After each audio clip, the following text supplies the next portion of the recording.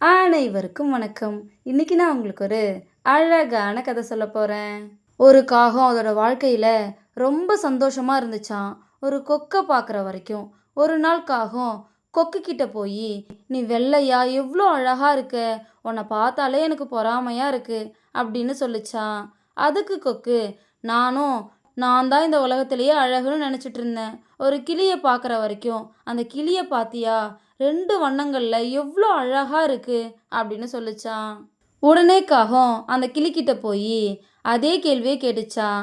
அதுக்கு கிளி, "நானும் நான் தான் அழகுன்னு நினச்சிட்டு இருந்தேன். ஒரு மயிலை பார்க்குற வரைக்கும்" அப்படின்னு சொல்லுச்சாம். உடனே காகம் மயில் இருக்கிற மிருக காட்சி சாலைக்கு போச்சாம். அங்கே மயிலை பார்க்கறதுக்காக பெரிய கூட்டமே நின்றுக்கிட்டு இருந்துச்சாம். காகம் மயில் கிட்ட, "உன்னை பார்க்கறதுக்காக எத்தனை பேர் நிற்கிறாங்க.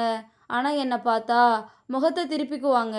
எனக்கு தெரிஞ்சு நீ தான் இந்த உலகத்திலேயே ரொம்ப மகிழ்ச்சியானவ" அப்படின்னு சொல்லிச்சான்.